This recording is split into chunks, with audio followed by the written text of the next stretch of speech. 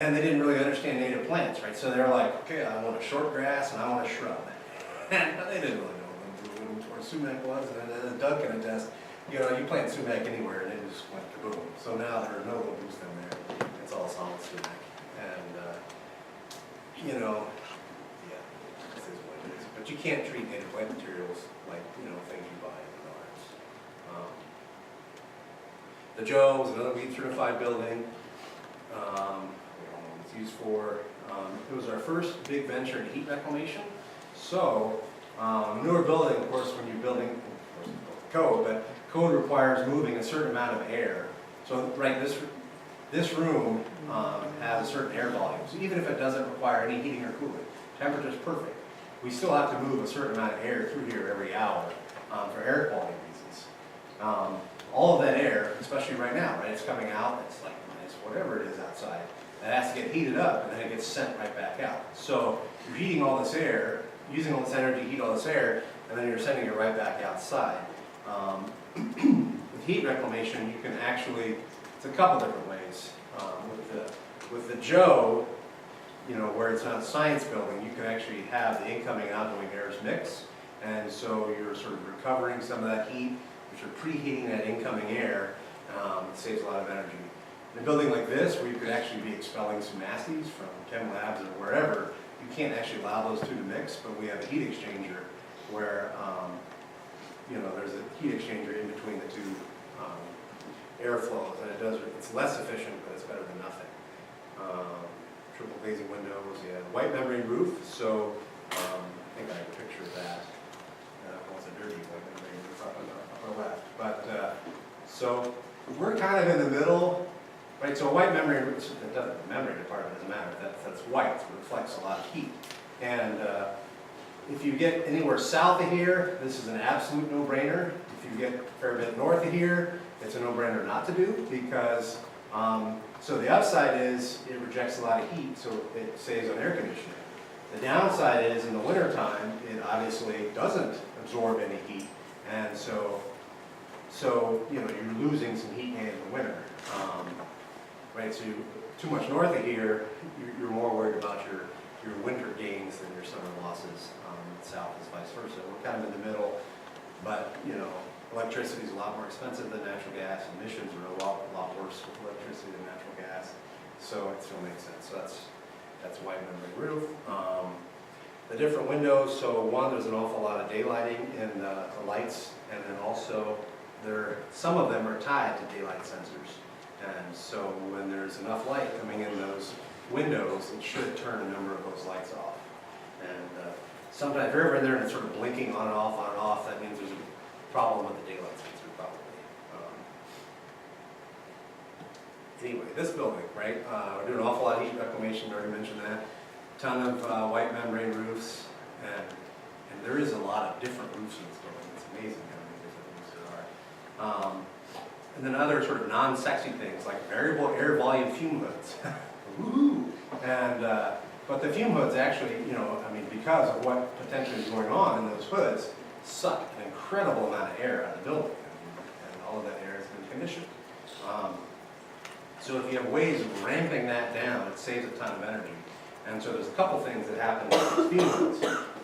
And I don't know that all of them are, but most of them are. So as you raise that hood, you could be exposed to more whatever, the air volume goes up.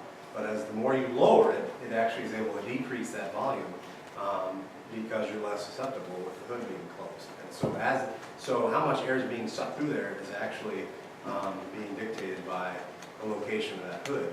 Another thing, in many of the labs also have an occupancy sensor. So even if the hood is open, but the occupancy sensor is saying, well, but yeah, there's nobody there, it can ramp down the air volume as well. And we do have a cistern for this building as well. It's not used to flush any toilets, it's mainly used for irrigation of the greenhouse. I'm not 100% sure that it can use that water, but so there, upper left, yes, there's a bunch of fume hoods that have occupancy sensors and variable whatever, white membrane roof on the right, on the left, some of that big silver jumbo mumbo. In the middle is the heat exchanger for the heat reclamation, and the cistern on the bottom right. So the Bair, Now, so now we're getting pretty comfortable building automation, white membrane roof, cistern, blah, blah, blah. And so now we're doing, that sort of becomes standard. Other than white membrane roof, a lot of heat recovery. Rainwater catchment is by far our biggest cistern on campus. So all of the rain, well, all of the gutters from the indoor track all go to a cistern. And that is used to flush sort of the north half of the toilets, but also irrigate the football field, which is huge. We haven't used city water to irrigate that football field since that building was built. So one, it saves money. Two, it saves an awful lot of fossil water.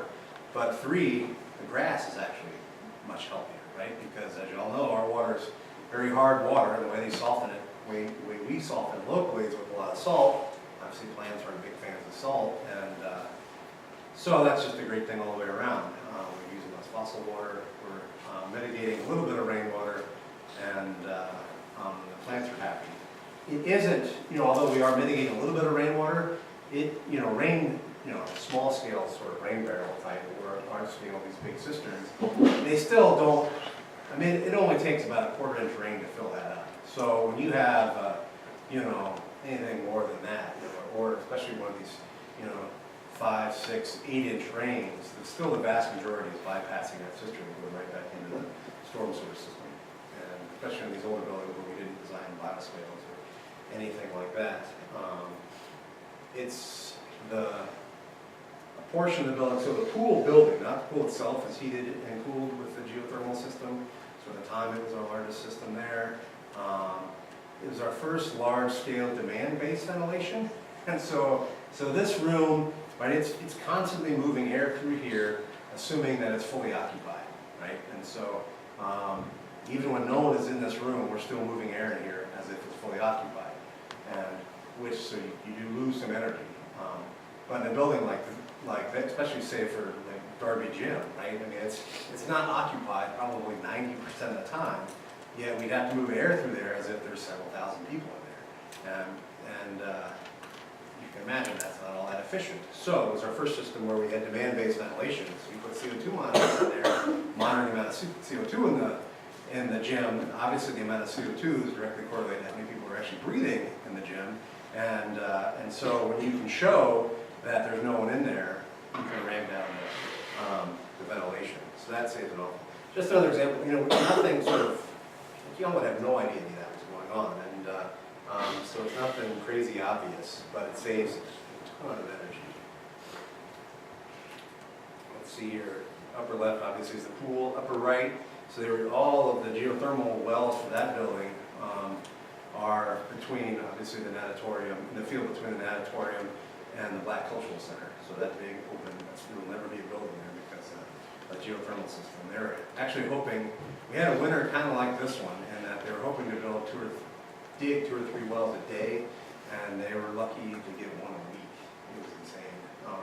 The bottom left is the old Darby, or PEC, not Darby, but the old physical education complex. The only reason I show that is about 75–80% of that building was recycled.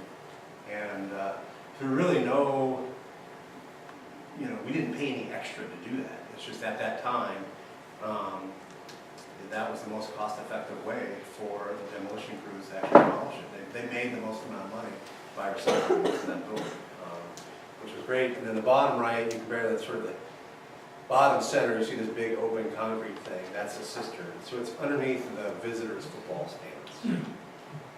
Preschool. So all of the buildings I previously mentioned, we were sort of, especially say the Bair, right? We replaced an older building with a newer building, and it was twice as efficient as the older building, which is great, but it was 3 times the square footage. So we were still losing ground, right? And even though it was a much more efficient building, we were still actually consuming more energy than the building it replaced. The preschool was the first one where that we sort of, that was different. It's a lot smaller scale, obviously. But the old preschool was the air conditioning was sort of standard electricity, standard air conditioning, which of course uses electricity, and then heated with natural gas. And this also has a geothermal system. We were able to just eliminate natural gas altogether, and so we were actually starting to make a net gain in energy, even though it's quite a bit bigger than the old one. It was our first decent sized solar PV panels. It's about 3 kilowatts, which isn't all that big, but it was big relative to that tiny little parking lot thing. It's still our only system on campus that has in-floor geothermal. So most of the geothermal, right, y'all understand, you know, it's a general idea of geothermal, right? And sort of in the summertime, you're taking heat out of the air, putting it back in the ground. In the wintertime, you're taking that heat back out of the ground, putting it back in, not in the air, but in the air you're moving through the building. Here, it's actually, with in-floor heating, it's a glycol loop, and so you're heating and cooling, mainly heating a liquid, which is actually more efficient. Daylighting, motion sensors, blah, blah, blah. So, and I won't go into this, but we have started trying to look into large-scale energy efficiency projects. So, so we're working with Alliant and Michael's Energy, which is a large energy audit company, to look at some of these old buildings, and not old, but big buildings, and see what we can do. And this is just a quick summary, but essentially, you know, they identified, you know, about $800,000 worth of projects, but it has a payback of 3.5 years, which is actually really short. And if anyone's actually interested, I'd be happy to share the audits, and you can see all the different things they do. It's mainly lighting retrofits, sensors, so occupancy, daylight sensors, and actually the bulk of it is all building automation. So I mentioned we have building automation for all of the buildings, but we're largely using it to just manage campus. We're not really looking, we haven't gone whole hog into finding ways to use that system to truly save a lot of energy. And for instance, you know, like, well, winter break is a great example. You know, most of y'all go home, some of y'all stick around, and right now, in any dorms, and pretty much there's at least a few people living in each dorm all break, you know, we just heat and cool the whole dorm. It's like it was fully occupied. You know, if we went a little bit crazy with building automation, we could actually drastically reduce all the set points for all of the unoccupied rooms and save quite a bit of energy. And, anyway, happy to share that with you later as well. So new buildings. So the new ASFS. So it and the HSSC are both heated and cooled with geothermal from Macfield, and so it's an incredibly efficient building. We're still, I would say 90% sure we're going to have a solar installation on that building, and that'll power about 60% of electricity in that building. It's not, the reason is it's such an efficient building, and it's getting all its heating and cooling from the HSSC and elsewhere, is why it's possible to put a relatively small solar system on there and have that big of an offset white memory roof. Electric vehicle charging stations, we haven't talked much about those, but we are starting to put those in, and it's essentially we put a couple in and boom, they're full, and then we need to put a few more. So right now we have 2 stations, well, one station that serves 2 cars tied to the solar system, that you'll probably see just south of Food House. And then we have a couple really just glorified wall outlets at the Forum. But we will be putting charging stations here and then also adding them to security. So, HSSC, so even though it's not a LEED certified building, is by far the greenest building we have on campus. It'll actually consume only about 45% of what a building designed just to code is. And code today is still a lot more efficient than code was, you know, 10 years ago.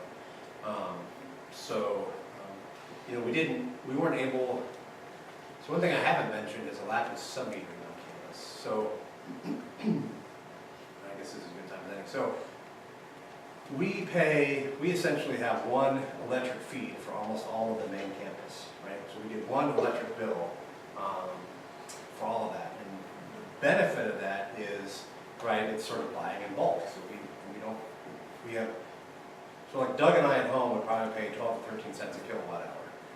Or even our off-campus, Old Love Factory, FM, we pay about 12 or 13 cents a kilowatt hour. On campus, we pay